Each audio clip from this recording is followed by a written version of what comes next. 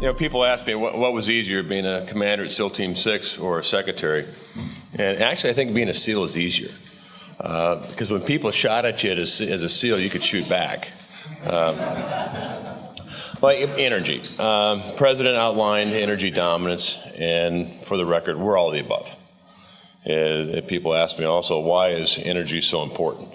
One, environmentally, I can guarantee you it is better to produce energy in this country under reasonable regulation than watch it get produced overseas with no regulation. And if you don't believe me, I'll take you on a tour of some places I've seen in Africa and the Middle East where their production of energy is an environmental hazard. Secondly, the economy.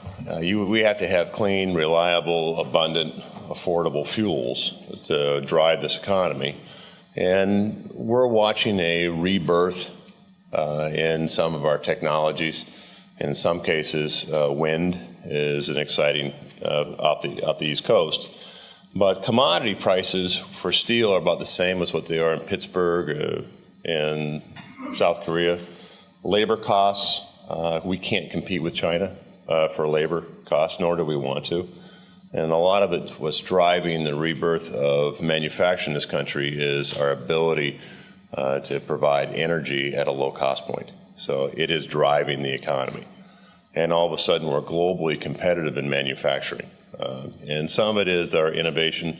No one's more innovative than the U.S., but a lot of it has to do with our energy portfolio. And lastly, morally. I was a SEAL. I'm also a father. I told my daughter, by the way, two things: don't join the Navy and don't marry a Navy SEAL. She did both. But there's a lot of reasons, I suppose, to fight overseas. But to send our troops overseas to fight for energy, I think is morally wrong. I never want to see your kids ever have to deploy overseas. And I certainly don't want our country being held hostage for energy. So to me, it's personal.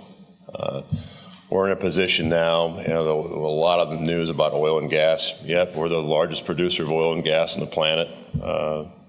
We outpaced Russia last quarter. First time in 60 years, we're exporting liquid natural gas off the East Coast. We are in the process of delivering the largest offshore wind lease in the history of this country. Same with solar, and we're all the above. All the above. I just don't ever want to be in a position where this country and you are held hostage for energy. And you look at what's happening overseas with Russia and certainly Iran.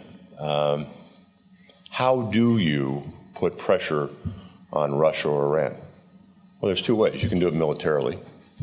If you want to go to war in the Middle East with Iran, that's going to be a very difficult proposition. Or you can leverage our ability to subplant energy, whether it's liquid natural gas, whether it's wind, and subplant their ability to move fuels. And we have the Navy certainly to do that. No one's stronger than we are in the United States Navy. We can do all sorts of things that no other country, no other coalition can do. But also the energy side of it with Russia as well. We could subplant Russia's continuing rise in liquid natural gas and certainly their fuels. And you wonder why Russia is in the Middle East as much as they are. I don't think they have a historical cultural tie as much as I believe probably what they're doing is they're trying to broker Iranian fuels to the southern belly of Europe as they are to the Balkans and the Eastern Europe, all the way into now the proposed pipeline into Russia. So energy is incredibly important. I look at the future of probably 5, 10, 15 years out. What I'm seeing is the East Coast in particular, the West Coast, their portfolios are primarily driven by the state legislatures are more renewable fuels. If you're Massachusetts, you don't have a lot of space to put large wind farms onshore or large solar cells onshore. So they're looking more towards offshore. With wind, we're seeing a lot of resistance along the coastline. Wind's great, but you have to look at it. And there's a lot of angst about wind farms where you have to look at it. So we're looking at wind farms that are further out. As we look at that, the towers and the turbines are also getting taller and bigger. So now you're out at about 22, and I would imagine we'll probably be at 30 miles off the coast very shortly. Some of the challenges with wind, we have a great fishing industry that's important. And there's some concern as we put the wind farm and turbines up that we listen and we look at the best science to make sure the wind farm configuration, we learn from previous configurations and make sure. Yeah. You know, really, that's so inappropriate. You know, it is. Please sit down. You know, the nice thing about debate in our country, the nice thing about debate is that it's never nice to be rude. I'm sorry, this is about Clean Energy Week, but there are other forums to this. Thank you. You know, it's amazing in our country now. And look, you know, I'm a kid who grew up in Montana, and I'm not really hard over left or right politically.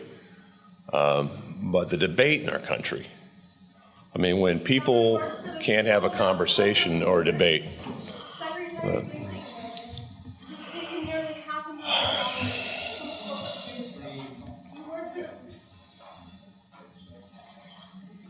But when you can't, well, and this is, you know, we as Americans, we got to wrestle with this because the strength of our country has been diversity of thought, debate, and coming together a conclusion where all of us can benefit as a country. But when you have the anger and this lack of civility, what happens is oftentimes then decisions don't get made, and we don't move forward as a country. So I think we're going to figure this out. But you know, I work for the president. The president is, in some quarters, not liked. Some people get really angry when they talk about the president. And I'll tell you this, is he's pretty easy to figure out. You look at, in the White House, he's got a big board, and it's a whiteboard. And someone went to the trouble of every speech he made in the campaign to write down a campaign promise. And on the board, he crosses them out. He doesn't. So he has someone cross them out. When he makes a campaign promise, when he's working on one, he'll circle it. And then what happens is he goes to the executive orders. And the executive orders are a reflection of what needs to happen in order to meet one of the campaign promises. Energy dominance is one of them. And how the executive orders go is that all the cabinet members that have a play get to see it. And we make comments on it, we put it together, say this is what Interior can do, this is what Energy can do, this is what the different compartments, Commerce can do on energy. And then we sign it up, send it to the White House, the president signs it, and then he holds you accountable to it. At the end of the day, the president's just a straight business guy. And he'll call you at 2 o'clock in the morning if don't have the numbers. I've never seen anyone work harder or have as much energy as the president, but that's how the president, as a manager, operates.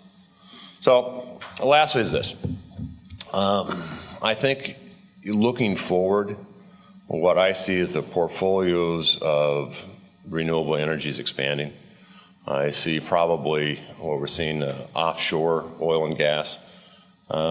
One is we had a couple leases, the largest leases in the history of this country, and offshore. And it was interesting to watch what happened.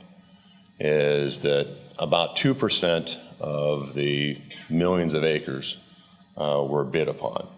The bid price was decent, but those who bid on it were larger companies, and they were consolidating their assets because offshore really need three things. You need, one, you need a resource. Two, you need infrastructure. And you need a willing partner or community.